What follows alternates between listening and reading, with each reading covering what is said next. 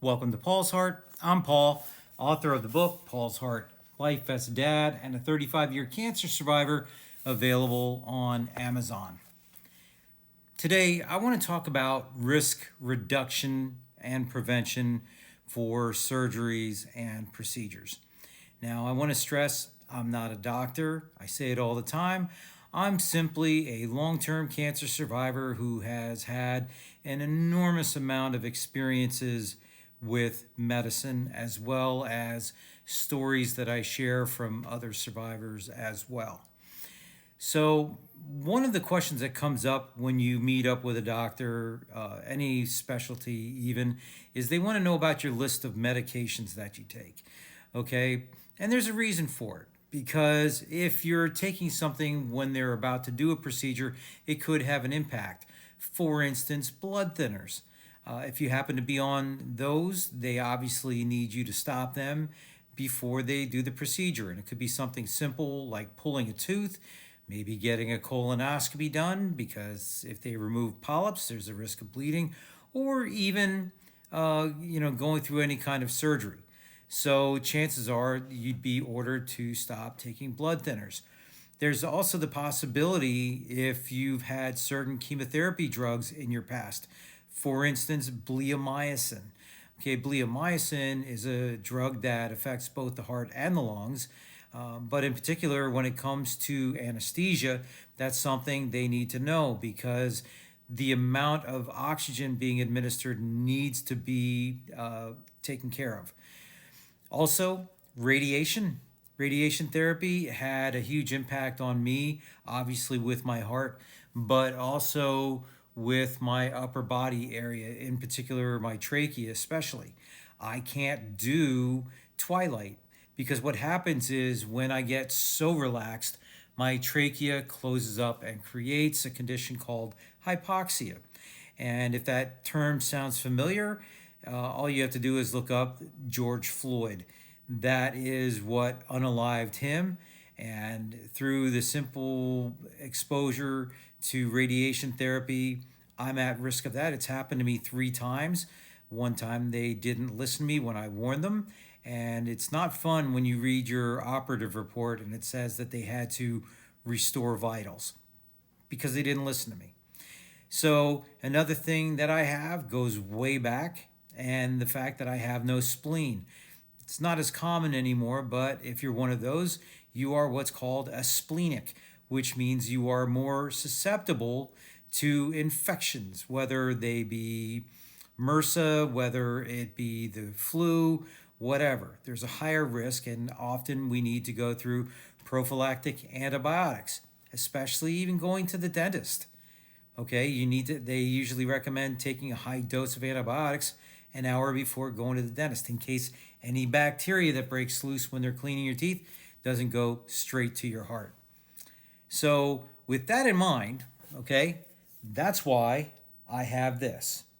Okay, and this is a small bracelet, and for my complicated health history, I couldn't possibly put all my information on there. So, this bracelet actually directs people to go, or people, EMTs, doctors, nurses, whoever, go to my wallet. In my wallet is a medical card. Now, that used to have just everything that I dealt with, but my health history has gotten really complicated over the years. So now there's a QR code that will take them to a website that lists all my medications, lists all my medical history, and lists all my potential risks. And that's really important today since, unfortunately with medical care, we don't know who we're going to see, whether we're going to see a doctor, a physician's assistant, a nurse practitioner, or what. And depending on the skill level of whoever you're seeing, this information makes a difference. So, what brings this post today? Came up with a new drug that I personally need to be aware of, but it was brought up to me by a fellow survivor who was expecting to have heart surgery earlier this week. And because she was not instructed to stop taking a certain drug, not any of the ones that I brought up now, they had to cancel the surgery because there's a risk. So the drug, and I'm actually going to name two of them because they're both in that same class, Jardiance and Farxiga, which I'm sure you've seen on TV. They're called SGLT2 inhibitors.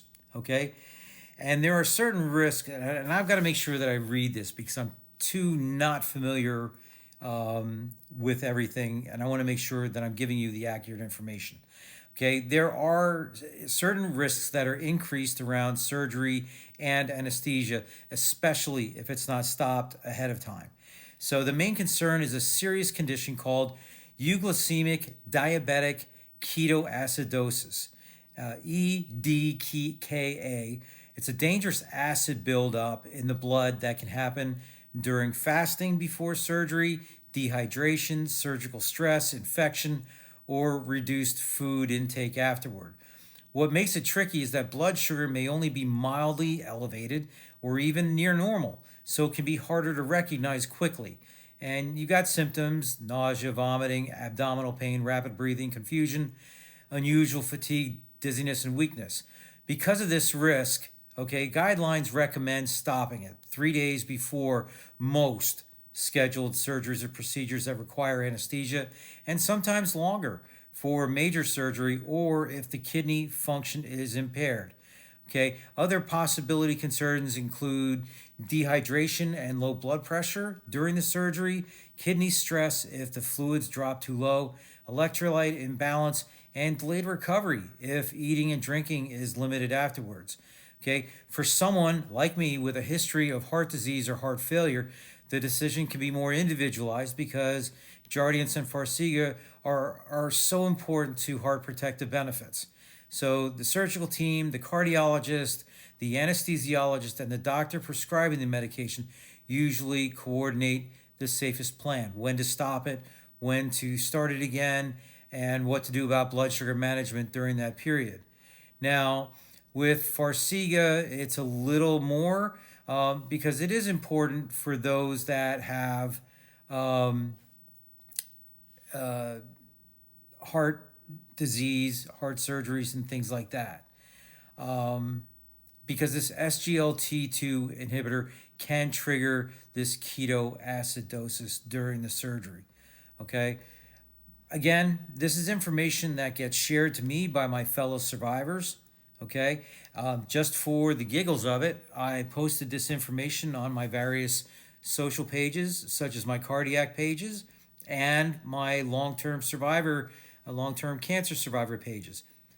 Now, unscientifically survey done, those on my cardiac pages, about half were aware of this danger or risk, which is still scary. That half of my fellow cardiac warriors were unaware of this. Okay? More disturbing, my long term cancer survivors. For many of us, we're just recently put on these two drugs or others similar to it. Hardly any of us are aware of that. There were a few that acknowledged that they were put on it and they were advised to stop it. But again, this only happens if you make your doctors, your providers aware that you're on these drugs. You can't assume that just because you put the information at their fingertips that they're going to read it or look for it. So it's very important. Again, whether it's blood thinners, whether it's chemotherapy drugs, any other treatments you've been through, any physiological alterations to your body, or Jardiance and Farxiga. There's also warnings, with these obesity drugs.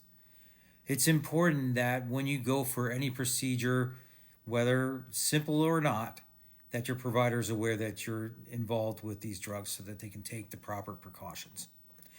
Until next time, this is Paul's Heart.